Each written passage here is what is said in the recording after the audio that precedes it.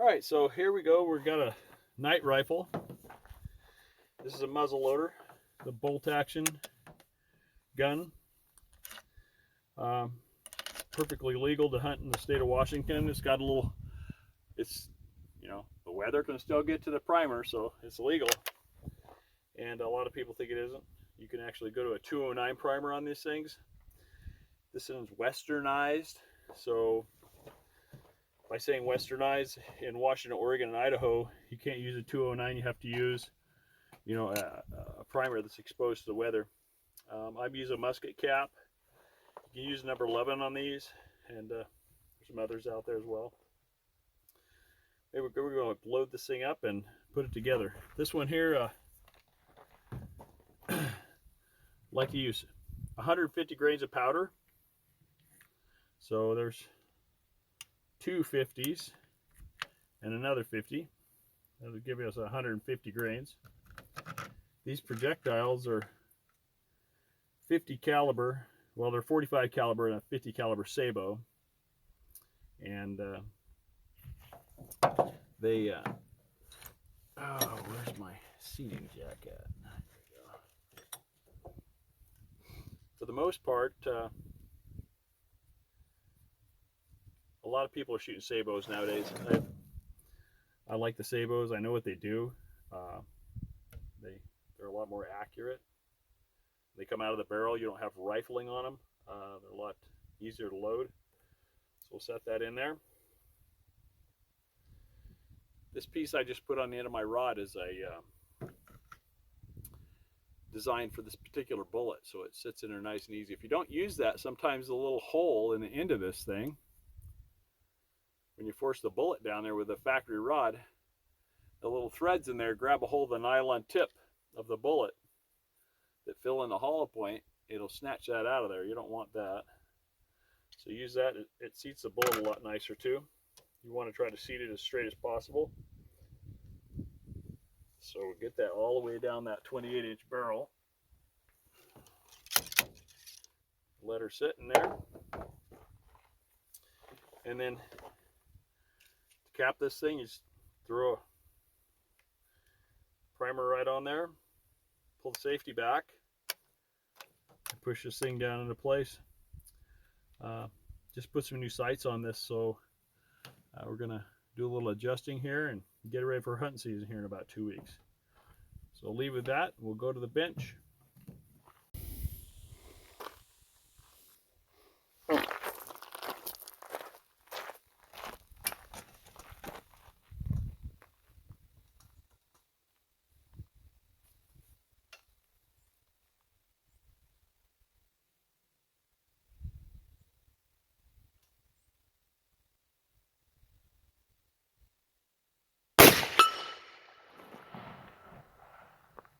Okay, that hit pretty hard.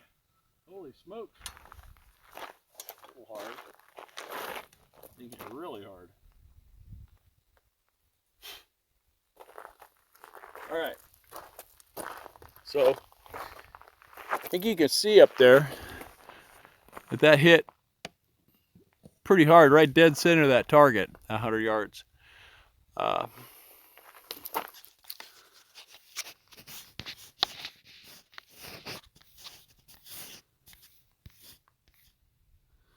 So, anyway, that's that. All you have to do is things open it back up and clear the cap out of it. And like any muzzleloader, this takes a little bit to get it cleaned out. I'll kind of go through the process on that real quick and kind of go from there. Okay, so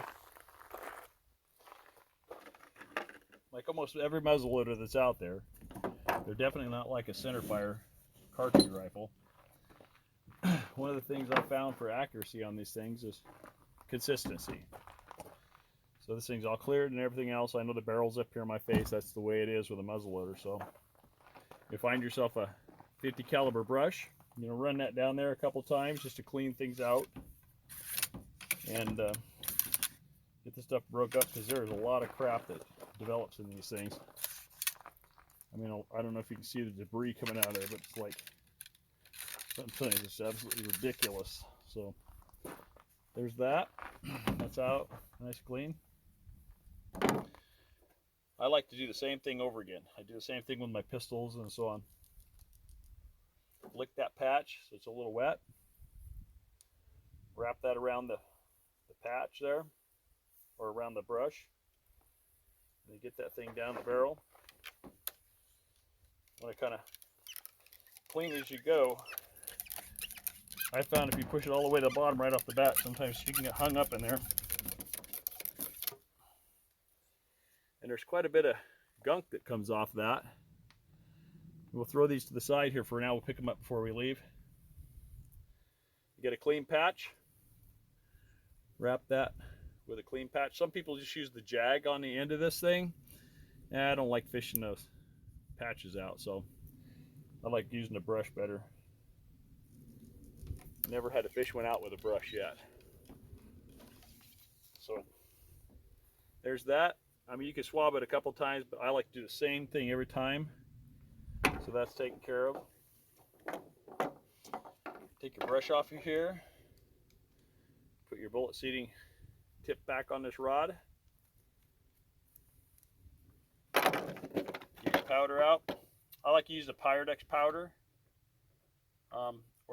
this here is actually 777. So you've got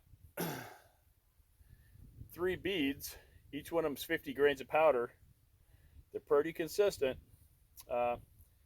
Actually, loose powder is a little bit more accurate, but if you got a speed load or anything like that, this is the way to go. Drop those 3 right down the hole.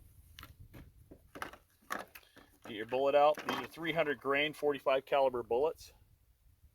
Put that in the sabot,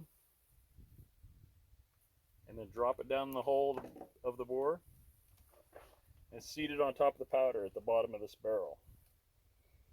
28 inches down in there. Now, that seems like a lot, but I'll tell you what,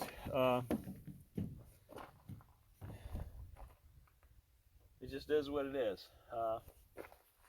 This rifle is about as accurate as it comes. It's fiber, carbon fiber stock. Better part of, $500 gun. Done a really nice sight setup on it. This is a Williams Legend sight, so I can adjust for the windage and all that stuff. Typically not necessary. Out to 300 yards, this thing's going to shoot where it points pretty much out to 250. So had to do a little work to the stock to get it to all fit in there, but it's a good clean shooting gun. A lot of fun. When it hits the target's pretty much stopped. So there you go. We'll get back to doing some more shooting.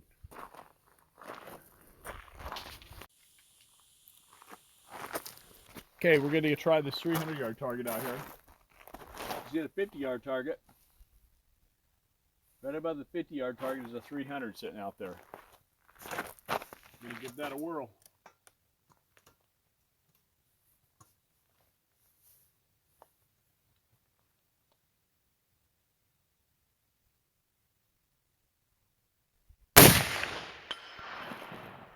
And it's a hit.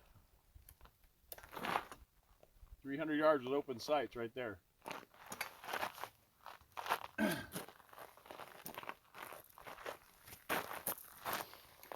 All day.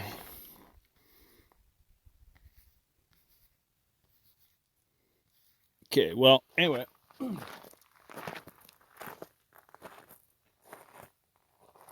They brag these guns from this factory to shoot a 2-inch group at 100 yards, maybe with a scope. Here in Washington State, you can't use a scope on a muzzleloader. You can use open sights, can't use any glass optics at all. No electronics, that'd be laser, pointer, or anything like that. So anyway, good shooting gun. Does what it needs to do. Works great. So I'm pretty confident with that at 300 yards all day. So we'll go down range, take a look. Okay, so here we are at 300 yards.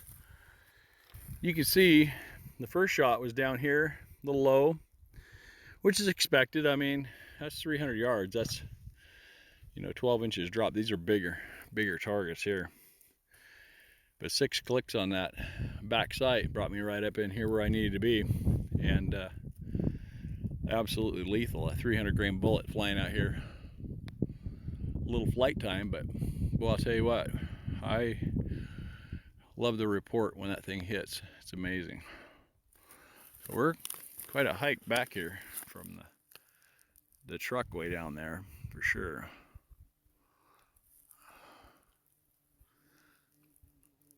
That's pretty long shot for a muzzleloader. But anyway, actually got another post up the hill here farther.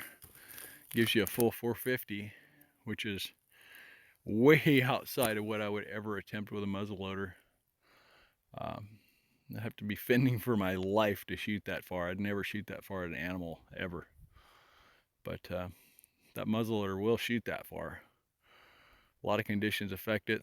Wind, humidity, moisture, all kinds of things. More than anything, it's visibility here. In the fall, if it starts raining, you can really get into some situations where you can't see very well, especially when you're looking down through those sights and twilight hours or whatever, or fog. A lot of times when it's raining, we're up high enough here, about 1,500 foot, to where all this is socked in. You can't see 100 yards, so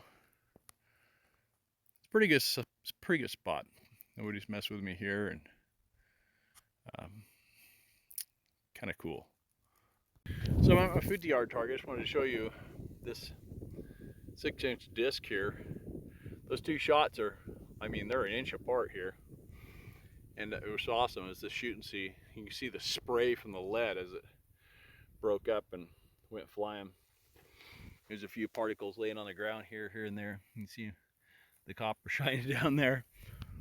Definitely wouldn't want to be standing next to this. The way this comes apart is pretty simple. This just comes off of here, and then this shoot and see just pulls off the hook. And you just have a T-post.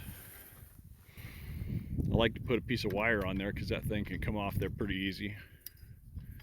And this just unties, and then this clip comes right off the top. And then you just kind of leave your post here. Hopefully nobody steals it from you, and you box your stuff up and take it with you.